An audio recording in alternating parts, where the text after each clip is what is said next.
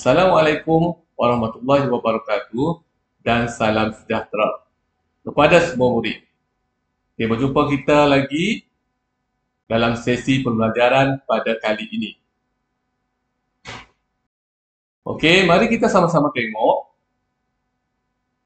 3.0 kaedah pembelajaran. Okey, murid-murid telah didedahkan dengan banyak kaedah pembelajaran. Okey, kali ini kita tengok 3.1 iaitu perbincangan. Okey. Dalam kaedah ini, murid-murid boleh membentuk 5 kumpulan kecil.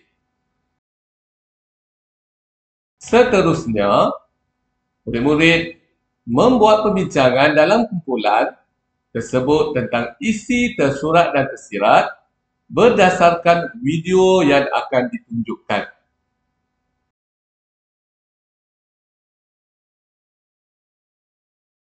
Seterusnya yang ketiga, hasil perbincangan perlulah dicatat atau ditulis di dalam kertas sebak, kertas majung dalam bentuk peta IT. Cikgu nak tanya murid-murid, adakah murid-murid faham apa itu peta IT? Okey, peta IT dikenali juga sebagai peta pemikiran.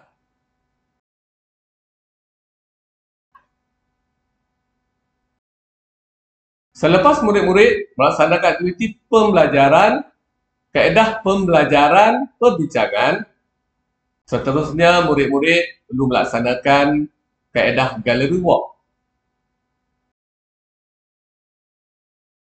Okay. Setelah perbincangan, setiap kumpulan diminta untuk membuat perbentangan menggunakan kaedah gallery walk.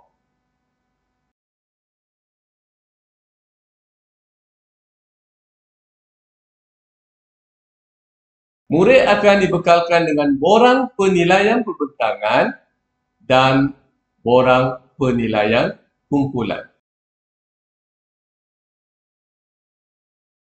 Baiklah, seterusnya kita tengok kaedah pembelajaran ketiga, iaitu melibatkan peta minda atau peta konsep.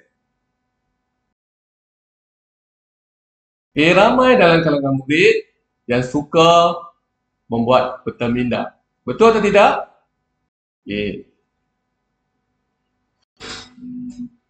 Dalam kaedah ini, pelajar membuat peta minda berdasarkan kandungan teks. Tapi pada kali ini, murid akan berdasarkan kepada audio-visual yang akan cikgu tunjukkan. Okay, yang kedua, isi tersurat dimasukkan sebagai idea utama.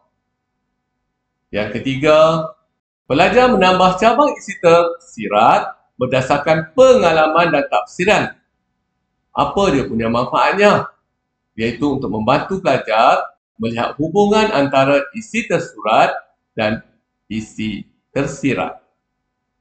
Okay, adakah semua murid faham? Okay, dengan harapan cikgu murid dapat memahami kaedah pembelajaran pada kali ini. Okey. Di situ saja perjumpaan kita pada kali ini. Sampai berjumpa lagi. Assalamualaikum warahmatullahi wabarakatuh.